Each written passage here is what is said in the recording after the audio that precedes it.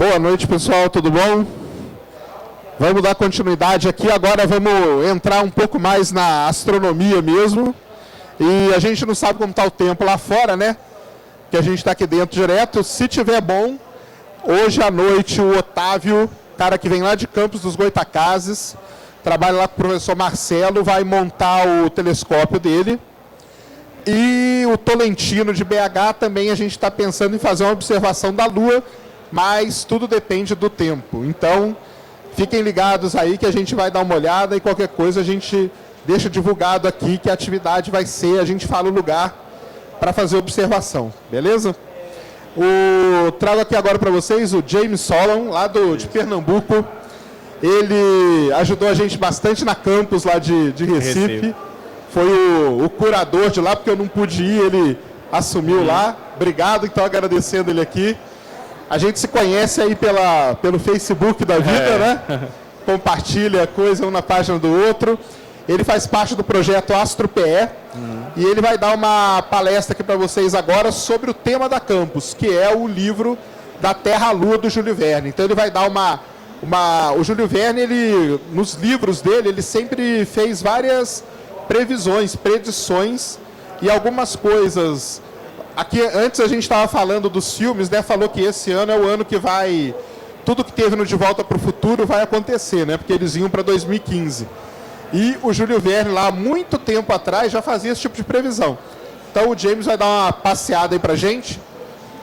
Fiquem ligados no que eles vão falar aqui, porque durante o nosso hangout aqui, às 9h15, nós vamos sortear um exemplar do livro. Só que nós vamos fazer uma pergunta relacionada ao livro. Então vocês fiquem ligados aqui na palestra dele. Às 9h15 vocês voltam aqui para ouvir o nosso hangout sobre astronomia. E a gente vai sortear um livro fazendo uma pergunta do que ele falar aqui. Beleza? Então eu passo aí para o James. Obrigado, James. Obrigado. E obrigado a todo mundo aí. Boa noite, pessoal. Bom, como o Sérgio bem já apresentou, eu faço parte do grupo de astronomia de Pernambuco, o AstroPE, e fiquei com essa missão, uma ótima missão, que eu gostei bastante de lutar por essa missão, que foi justamente falar sobre esse tema, que é o tema-chave da campus, que é sobre a obra da Terra à Lua, de Júlio Verne. Bem, a gente vai também tanto apresentar para vocês, mas vocês podem interagir, se tiver alguma pergunta a fazer, dúvida, a gente pode trocar esse diálogo. Bem, falar de Júlio Verne. Júlio Verne, ele nasceu nesse período de 1828 e ele faleceu em 1905. Ele viveu exatos 77 anos. E uma das obras, a qual eu vou apresentar, é justamente da Terra à Lua, essa obra fantástica, que tanto aborda fatos que aconteceram, como também fatos muito interessantes pela criatividade, a imaginação, que é uma das palavras-chave de Júlio Verne, que é a questão da imaginação. Bem, quem era Júlio Verne, né? O nome dele completo era Jules Gabriel Verne, ou brevemente a gente vê, né, que é Júlio Verne. Ele é um francês nascido em Nantes, nasceu em 8 de fevereiro, muito próximo do dia de hoje, no ano de 1828, e faleceu em 24 de março de 1905, na cidade de Amiens, também na França. Uma coisa que é marcante das obras de Júlio Verne é essa questão dele ser considerado pela crítica como o precursor do gênero ficção científica. Essa questão do gênero ficção científica, que a gente vê tanto hoje em filmes, tão sofisticada pela alta tecnologia, por produções cinematográficas de altíssima qualidade, isso daí veio a surgir, veio a ter fundamentação muito parecido com essas questões de imaginação, de visão futurística, muito parecido, muito a partir do que Júlio Verne criou ou simplesmente imaginou. Um outro destaque, né, internacional, no mundo inteiro, são essas aventuras baseadas em romances que ele criava e que tinha dentro desse contexto essa visão futurística muito incrível para a época a qual ele vivia. E que fazem muito sucesso. Fazem e ainda faz muito sucesso. E para você ter ideia, tantas foram essas ficções científicas que ele criou que ultrapassaram, né, a marca de 100 obras. Essa que eu vou dizer hoje, dá mais destaque, é apenas uma dessas 100. Tem outras também que eu vou citar aí que vocês vão achar bem interessante.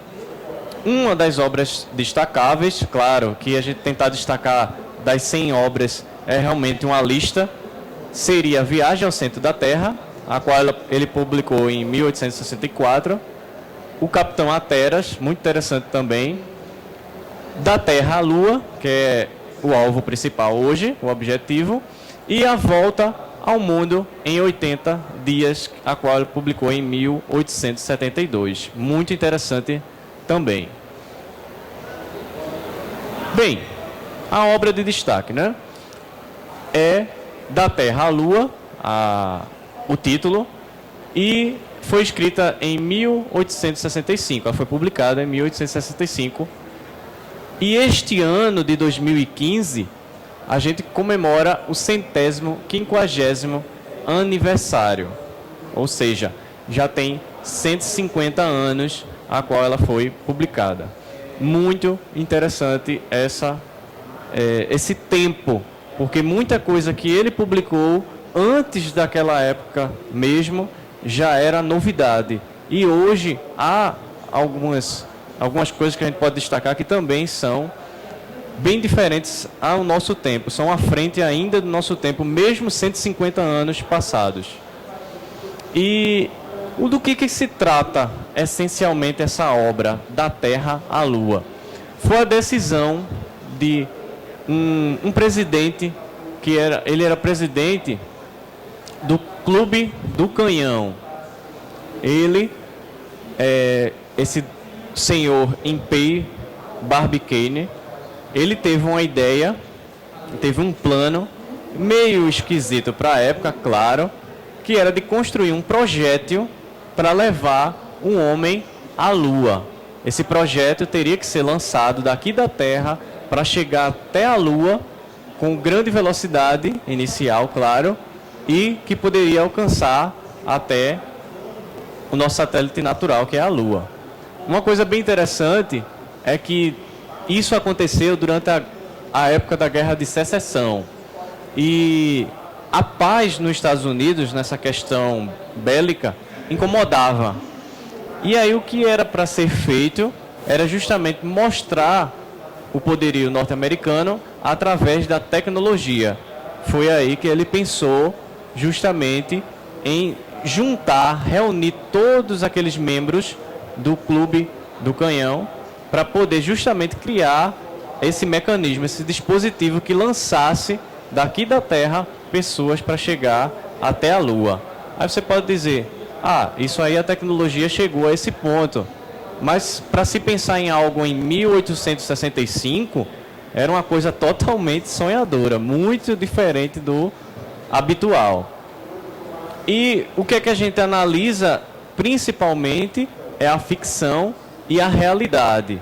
A gente tem essa dualidade entre ficção e realidade para saber se aquilo que ele está dizendo é algo tão atual com o tempo que a gente vive ou se é simplesmente algo passado.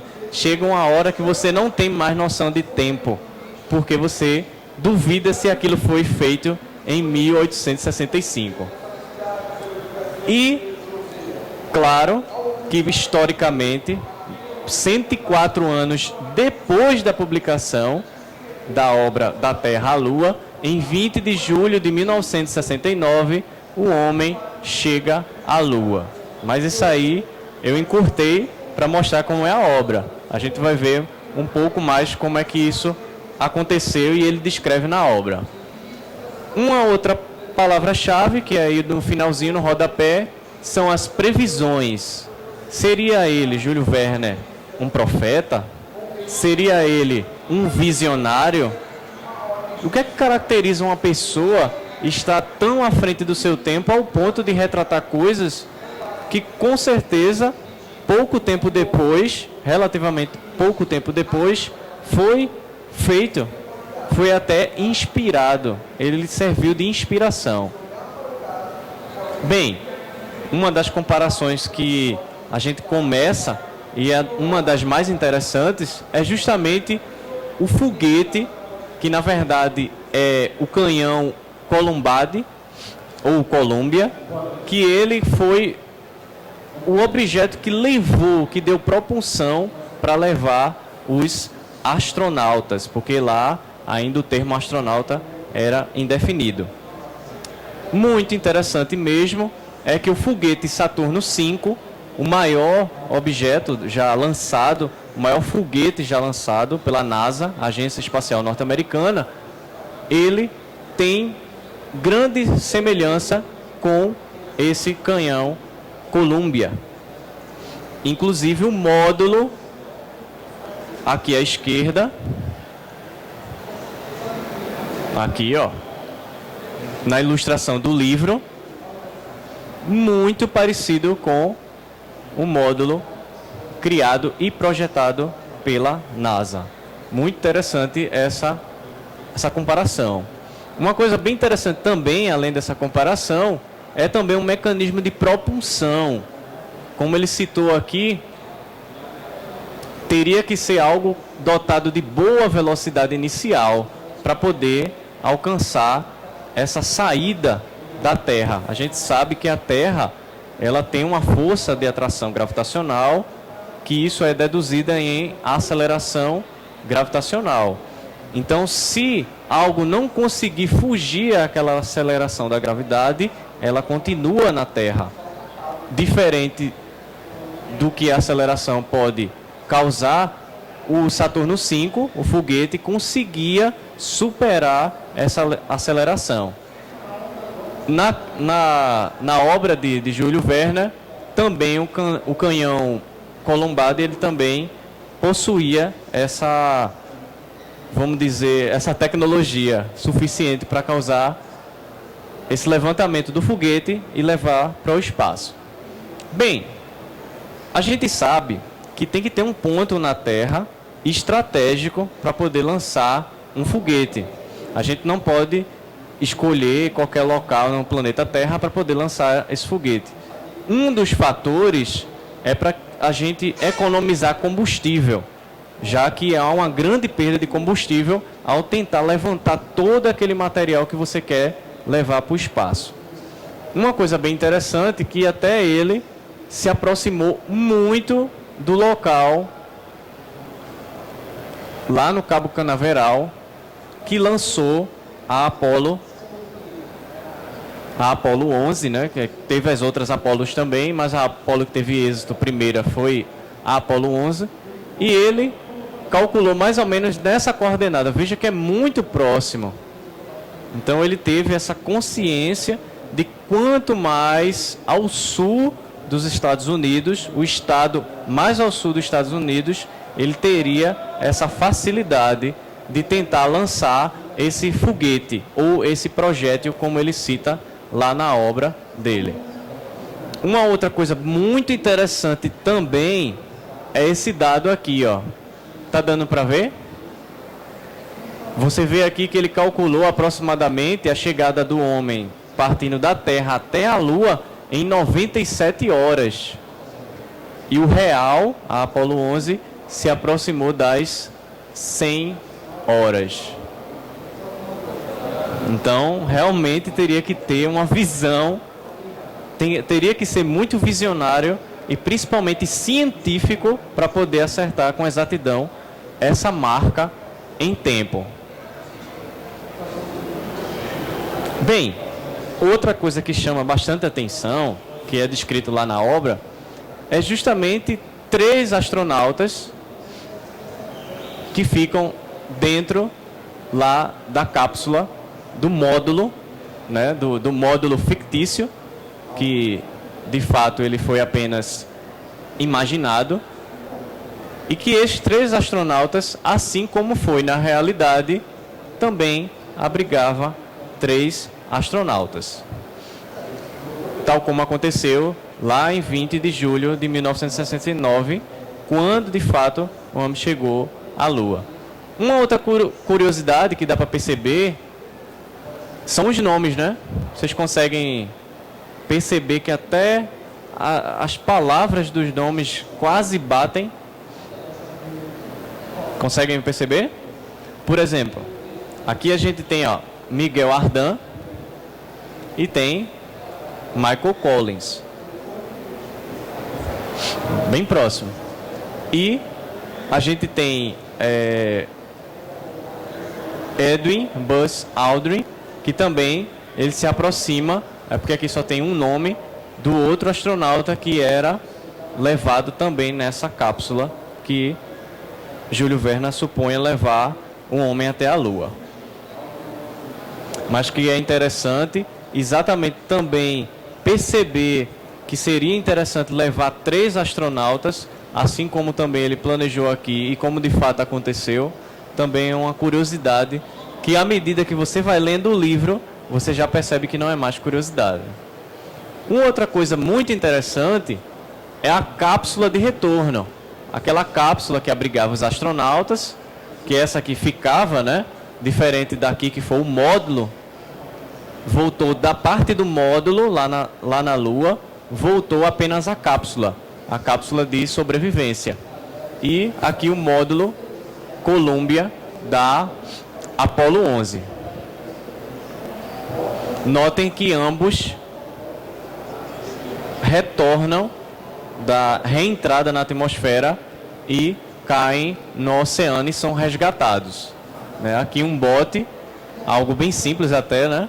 E aqui uma embarcação que restaura, né? Ele recupera os astronautas.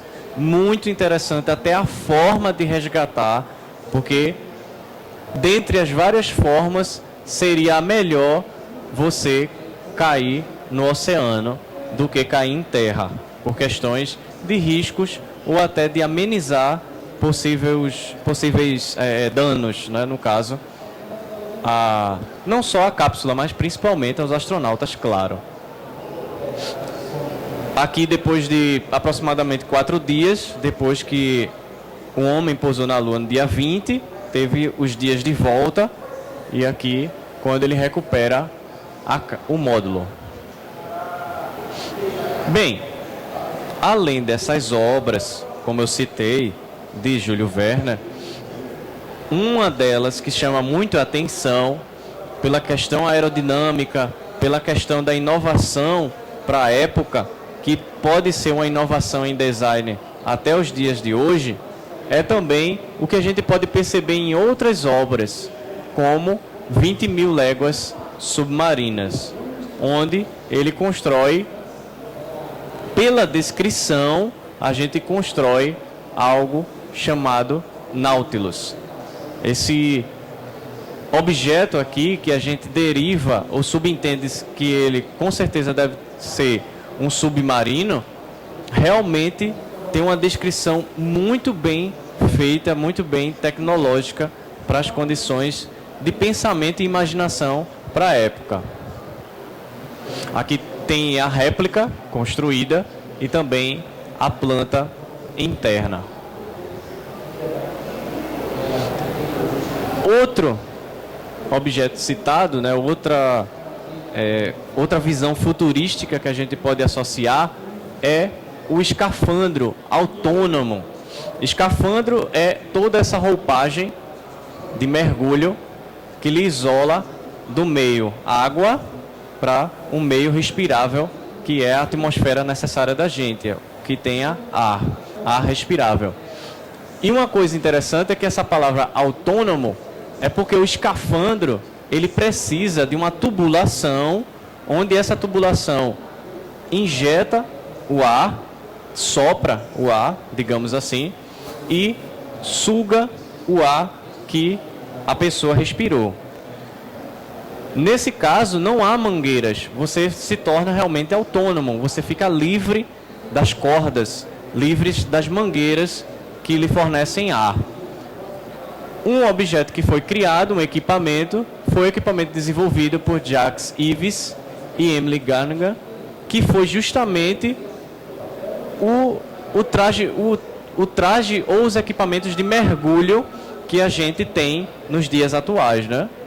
Aqui, claro que ele bem ainda carente de aperfeiçoamento, mas que a gente já percebe justamente a autonomia, a liberdade de não ter as cordas ou mangueiras para poder suprir a necessidade de ar. Uma outra coisa também que chama atenção em outras obras de Júlio Verne é a questão da percepção que ele tinha em alguns dados e informações que com certeza descreviam que ele tinha uma visão não só de imaginação, mas de percepção científica, que era justamente no romance O Capitão Hatteras, onde ele até sabe o melhor local, ou o local mais ao norte, geograficamente falando, que o capitão ele podia chegar. Reparem aqui que a diferença é muito pequena, mas existe, claro, mas é muito pequena entre as coordenadas ao norte. 83 graus e 35 minutos norte, e aqui 87, 45 minutos também ao norte. Muito próximo às duas posições aqui. Um erro muito pequeno. Uma outra obra que eu vi que destacou muito essa questão da inovação para a época, até mesmo para a gente obter sonhos, né, a gente conquistar novos ares, seria justamente a maquete do Albatroz, né? Pela descrição, a gente deduz mais ou menos como seria o Albatroz, que aqui, pela imagem, a gente não vê com tanta definição não, mas aqui são hélices. Hélices como a de um ventilador na vertical. Várias hélices na vertical. Não parece com exatidão, porque tem um grande número de hélices, mas um objeto que se aproxima muito com o Albatroz é o helicóptero. Um veículo aéreo que permite o deslocamento no ar, mas também que ele tem um deslocamento fácil na vertical, já que um avião ele tem uma certa dificuldade para esse tipo de manobra. É um dos objetos que ele também destaca nessa obra Robur, o Conquistador. Aí tem outras que a gente pode falar, retornando para a obra de Júlio Verne, Da Terra à Lua. Existe um vídeo que ele ainda vai dar mais informações do que essas que eu falei, que eu achei muito interessante, porque ele envolve a gente no sentido de outras tantas inovações, muito mais do que essas, que justamente a gente pode iniciar um pequeno debate sobre, de fato, ele era visionário ou não, apenas um sonhador que coincidentemente pensou coisas além da sua época.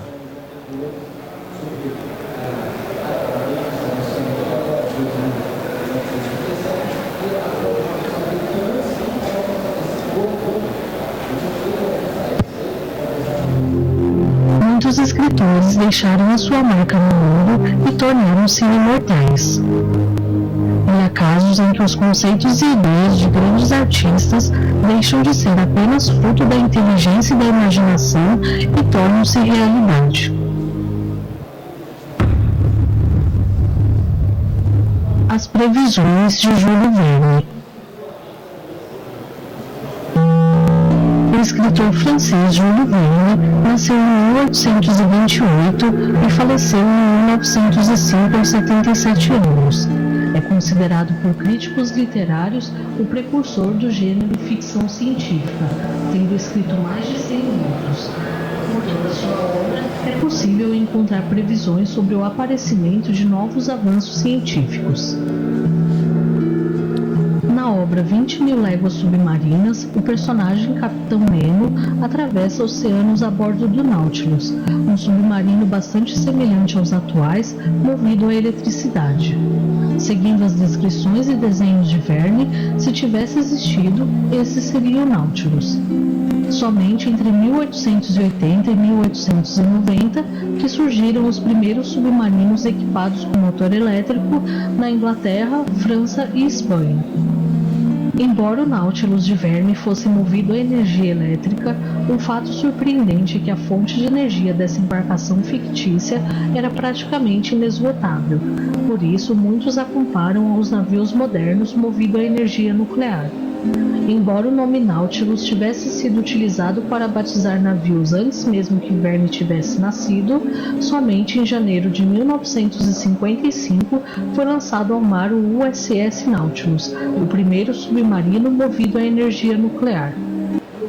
Dando uma pequena pausa nessa questão aí, que é outra obra, a gente percebe a questão justamente não só da imaginação. Foi feito, a partir de uma descrição de uma das obras dele, aquilo que seria um dispositivo como um submarino que a gente conhece hoje.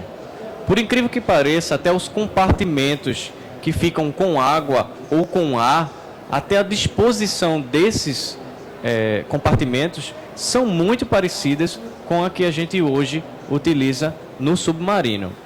Uma outra questão é que ele não deixa claro, e nem foi ele que deu essa origem à questão do submarino e nem do submarino nuclear. Provavelmente, projetistas se basearam nesse tipo de projeção, nesse tipo de designer e com certeza criaram esse dispositivo para melhor você poder se deslocar dentro da água. Claro que, infelizmente, o submarino, principalmente esse atômico, que é movido a energia nuclear, melhor dizendo, ele é um dispositivo, ele é um equipamento voltado para fins militares. A ideia de Júlio Verne, no livro 20.000 Léguas Submarinas, era mais no quesito exploração. Então tem uma diferença aí para a gente poder também questionar, né? Entre a questão da exploração e entre a questão de algo criado para fim militar ou que foi aperfeiçoado, né? No escafandro autônomo de Júlio Verne, um reservatório de ar fica preso às costas como se fosse uma mochila. Assim, o escafandrista fica livre sem ter de estar ligado a uma bomba que lhe envia ar por um tubo de borracha. Um escafandro autônomo surge pelas mãos do navegador Jacques Cousteau, juntamente com o engenheiro Emile Gaiman, apenas em 1943. A imaginação de Verne não passou só pelos mares. No romance O Capitão Hatteras, o navegante deveria chegar ao Polo Norte e Verne calculou o ponto que o Capitão Hatteras conseguiu alcançar, não muito diferente da latitude que em 1909 chegaria o explorador norte-americano Robert Edwin Peary. Quando o escritor francês pensou no espaço aéreo, criou o Albatross, um protótipo de um veículo voador mais pesado que o ar, na sua obra Roburo Conquistador, frequentemente comparado com aviões e helicópteros. O avião surge depois que Santos Dumont, no dia 23 de outubro de 1906, fez o primeiro voo oficial com 14 bis, ou em 1903, quando os irmãos Wright levantaram o Wright Flyer do solo. Aquela velha competição, né, para saber. O bem sucedido e registrado de um helicóptero ocorreu em 1907, realizado por Paul Cornu, na França. Uma das previsões de Júlio Verne mais comentada e que mais surpreende é a da viagem à Lua em seu livro Da Terra à Lua e, na sequência, Viagem ao Redor da Lua. O módulo lunar imaginado por Verne é lançado por um canhão capaz de dar velocidade ao módulo suficiente para vencer a gravidade. Pode-se traçar um paralelo entre a descrição de Júlio Verne e a primeira viagem à Lua realizada em 1969 pela nave norte-americana Apollo 11.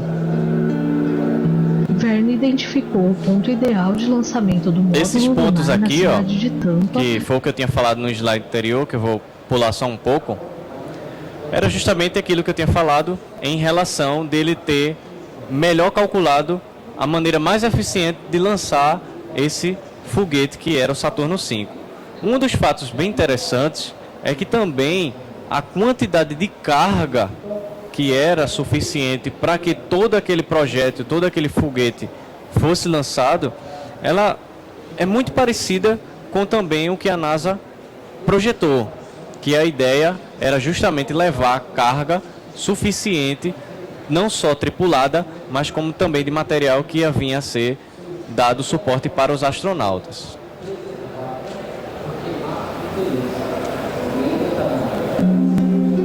Três homens foram no módulo foi no lançamento de um satélite artificial por Verne chamado Columbiad. Júlio Verne também teria previsto o lançamento de um satélite artificial, algo que aconteceu somente 78 anos depois de sua história. Aqui já são outras previsões. Uma máquina de guerra dispara um projétil o lançamento de um satélite terrestre e entra em órbita. Somente em 4 de outubro de 1957, quando a antiga União Soviética deu início à corrida espacial durante a Guerra Fria, entra em órbita o Sputnik, o primeiro satélite artificial da Terra. Mais de 120 anos atrás, o escritor francês imaginou tecnologias comuns e acessíveis nos dias de hoje, embora tenha se enganado no tempo.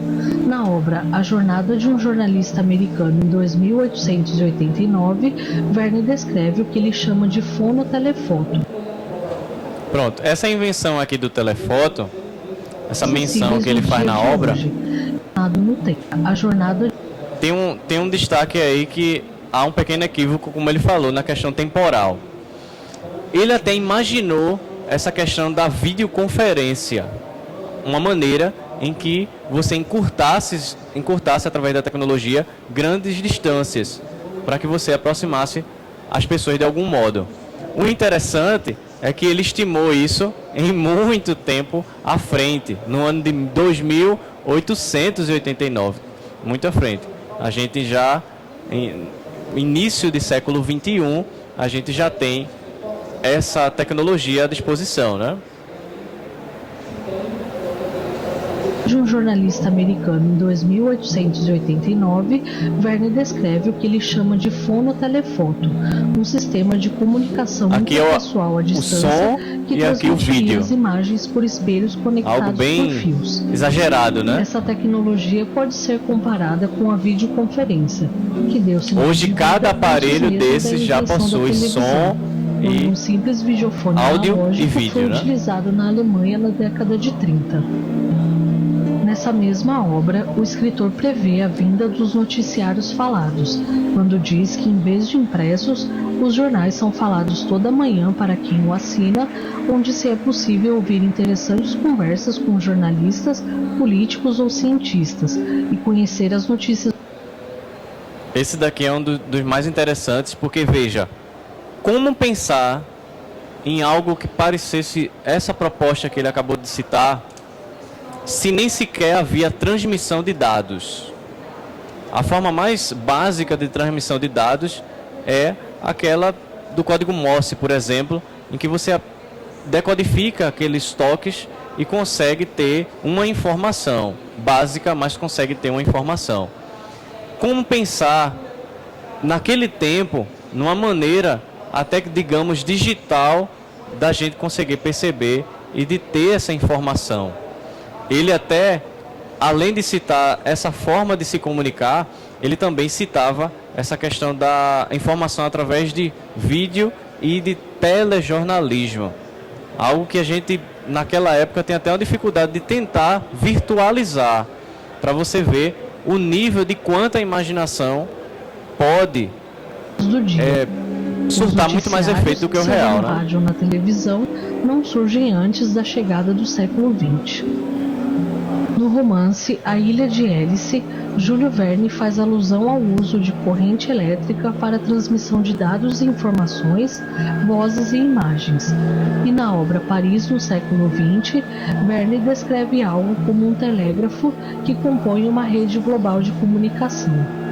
No Muitos acreditam que essa ideia seria algo semelhante ao que é a internet nos dias de hoje. Pronto, essa daqui, vou até voltar um pouco, é a questão da comunicação a nível global. Hoje temos e sabemos do uso da internet, uma maneira de transformar as informações e transformar essas informações em que elas percorram o mundo numa velocidade muito mais rápida do que antes. Antes, para você ter uma ideia, uma carta, por exemplo, quando era transportada por navio, levava meses para poder você comunicar aquela informação. O canal, ele era muito demorado. Hoje, o canal da rede de computadores, de rede de internet, ela encurta isso em segundos, ou melhor, em frações de segundo. Então ele já pensava em algo que pudesse encurtar também essa transmissão de dados a nível global. Na obra Paris no século XX, Verne descreve algo como um telégrafo que compõe uma rede global de comunicação. Muitos acreditam que essa ideia seria algo semelhante ao que é a internet nos dias de hoje. Em suas obras, Jules Verne também se ocupou de idealizar tecnologias bélicas e talvez tenha previsto que um ditador sanguinário estava por vir. Em 20.000 léguas submarinas, Verne descreve uma arma que lança projéteis carregados com eletricidade estática que teria um funcionamento muito semelhante das atuais tasers, uma arma capaz de aquela paralisar arma um taser homem com que sua paralisa descarga elétrica. por uma grande quantidade No romance A Casa de energia, da Flor, acumulada. Júlio Verne descreveu que alguns autores comparam ao tanque de guerra que surgiu no início do século XX. Ele diz que era uma espécie de comboio conduzindo um enorme elefante de aço à prova de bala, sob 4 rodas de grande solidez e com lagartas para poder mover-se em qualquer tipo de terreno. Até o tipo de roda também ele Uma descrevia. terrível arma criada por um sábio enlouquecido que consiste num dispositivo com autopropulsão carregado de substâncias explosivas que não se inflamam ao se chocar com um alvo e possui a capacidade de destruir tudo que estiver a 10.000 metros quadrados do ponto de impacto. Essa daqui não precisa nem descrever com mais detalhes, né? Quando ele fala aqui, ó, criada por um sábio enlouquecido, alguém sabe quem seria esse sábio enlouquecido? Quem é que a gente vem à cabeça quando lembra? Ninguém? Alguns sabem, né? E esse dispositivo ele teria autopropulsão. Claro que não é a propulsão, né? Ele tem aqui ele está citando claramente a explosão que causa uma bomba atômica, os efeitos que causam uma bomba atômica. E que o impacto gerado, a explosão gerada é tão devastadora que tudo que estiver a pelo menos 10.000 metros quadrados do ponto de impacto é devastado, é destruído. Então ele cita numa descrição, digamos um tanto vaga, né? Nem sempre a gente tem que usar a interpretação para ver se de fato é aquilo, mas que essa é uma delas que a gente tem uma grande claridade em saber que foi uma arma construída para destruição em massa. Muitos acreditam que essa seria uma descrição de Verne da bomba atômica em seu romance Em Frente da Bandeira, que só foi desenvolvida em 1945 durante a Segunda Guerra Mundial pelos Sempre Estados notem Unidos. as datas, né? Sempre Uma antes. previsão Sempre polêmica antes. e bastante discutida surge na obra Os 500 Milhões da Begum, onde Verne cria o personagem Herr Schutzer, defendido por muitos pesquisadores como sendo uma previsão de que estaria por vir um dos maiores vilões de todos os tempos do mundo real, Adolf Hitler.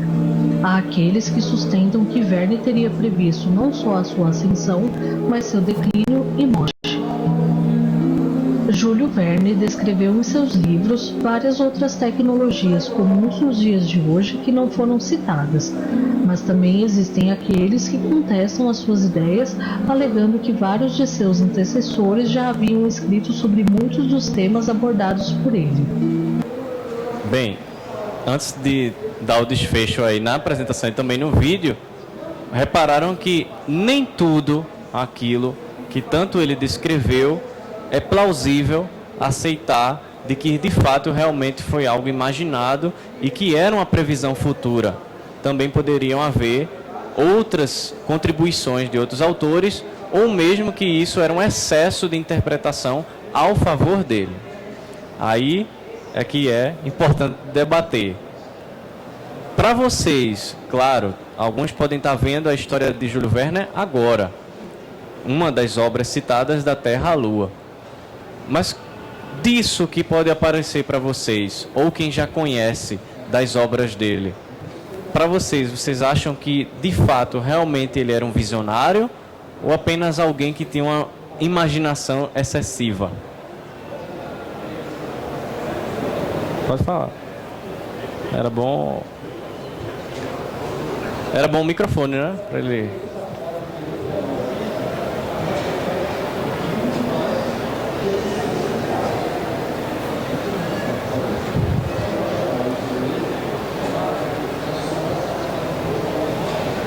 Alô? Olhando para esse aspecto, a gente vê que o Júlio Verne, você fala imaginação, mas existem aspectos no que se diz fazer ciência, que até na questão de fazer literatura, que é a observação não só do nosso ambiente, mas da natureza. Ou seja, o submarino ele se assemelha muito e tem um sistema parecido naturalmente que conhece como baleia.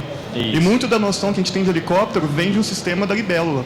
A gente vê que tanto em diversas questões do dia a dia, muito do que a gente se usa é espelhado numa engenharia da natureza. E o Júlio Verne, ele parte dessa noção de imaginação em observar todo o seu meio, ou de pegar de obras antigas, como já existiram vários engenheiros durante todo o século XVI e XVII, que fizeram observações e tivessem sonhos em imitar as formas naturais. Então, é desse ponto que eu acho massa, sabe? Eu acho interessante.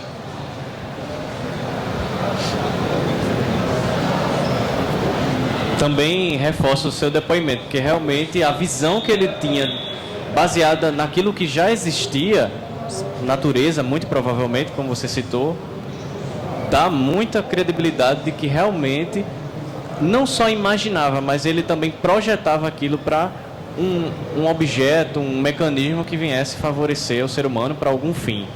Realmente é algo muito interessante. É interessante a gente ter em mente que o Júlio Verne fez ficção científica amparado em ciência, né? Os cálculos da Terra à Lua foram encomendados para um parente dele, se não me engano, um sobrinho, um primo, que fez os cálculos segundo as teorias de Isaac Newton. Então ele tinha a França naquele tempo era uma capital cultural de ciência, né?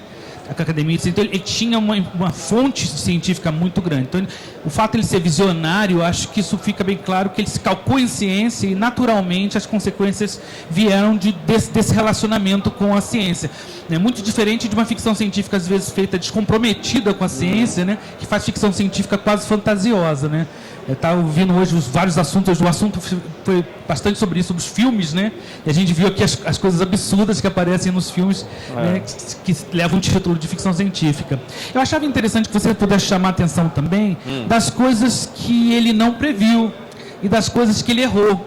Mas que, curiosamente, ele errou de um ponto de vista científico. Por exemplo, da viagem ao centro da Terra, ele acredita que o interior da Terra era frio. E era uma discussão científica da época, não era uma coisa... era uma coisa científica pensar, ter essa discussão. Por exemplo, a ideia de ele não usar um foguete para ir à Lua, né? Ele usar um canhão, né? Isso. Do canhão você tem uma pancada só que você dá velocidade de uma vez só. A aceleração seria suficiente para liquefazer os astronautas lá dentro. Isso. Ele não pensou nisso na época, ele não seguiu a linha dos foguetes. Ele só vai usar foguetes muito mais tarde no outro livro, para corrigir a órbita em volta da Lua. Então, acho que essas coisas, a interação do Júlio Verne com a ciência é uma coisa interessante, porque ele bebeu da ciência e, naturalmente, eu acho que... por que as coisas aconteceram parecido? Porque o livro já existia e já influenciou gerações de engenheiros, de cientistas que leram Júlio Verne. É a minha ideia. Eu queria que você... Não, sim. Essa parte que você disse é muito interessante, porque... Quando você falou, eu pensei logo. Ele usou ciência como base e veja quanto de base serviu, né? E digamos que para ele conseguir concretizar que aquilo acontecesse, ele usou a imaginação.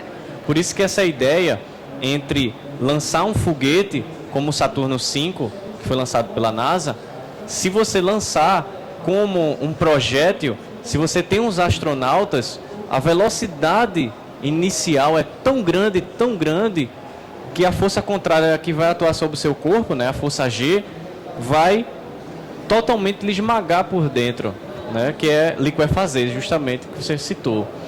E a questão da viagem ao centro da Terra, né, a gente sabe que ele percebeu de uma forma, digamos, diferente, que era justamente a frieza do núcleo da Terra e não que a Terra fosse mais aquecida.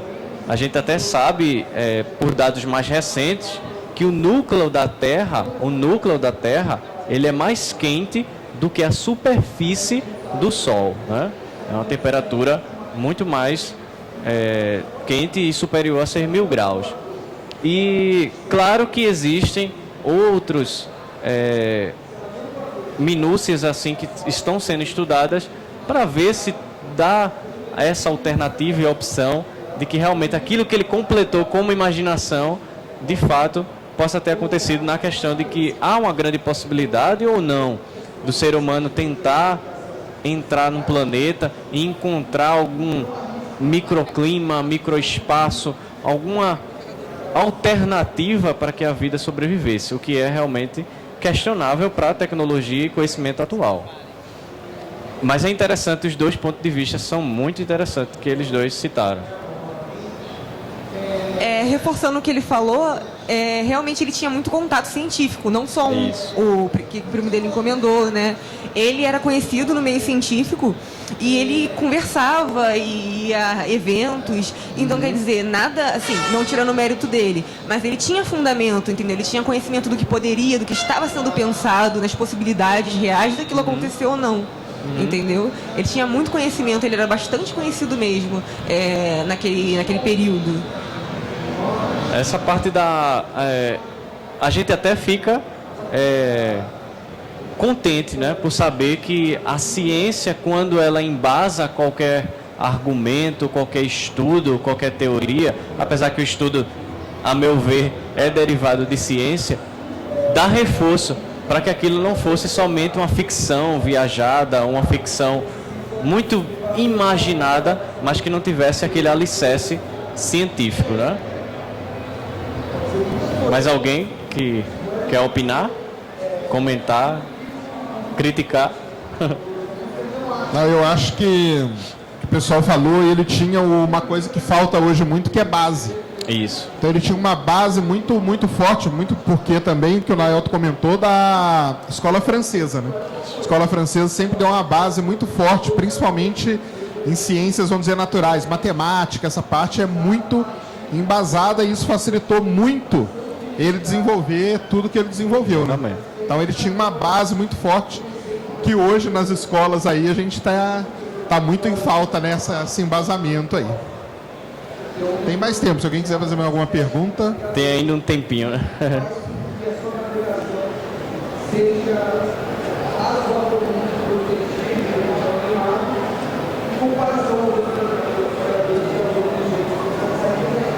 Prestar atenção direitinho, né?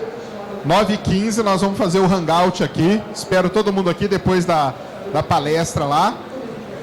E vai sair uma pergunta aqui da palestra do James para a gente sortear um livro da Terra à Lua. Então quem nunca leu hoje vai ter a chance, se responder certo. Então espero que tenham prestado atenção nos detalhes, que nós vamos fazer uma pergunta e sortear um exemplar aí para vocês saírem aqui da campus com um livro aí de presente.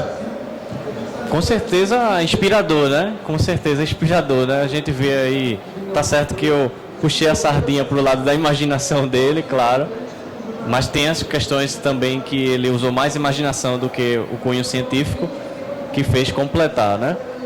E uma frase que ele cita é: tudo o que um homem pode imaginar, outros homens poderão fazer. Ou seja, aquilo que pode ser só imaginação naquele tempo presente, pode vir a ser algo feito, né, algo produzido.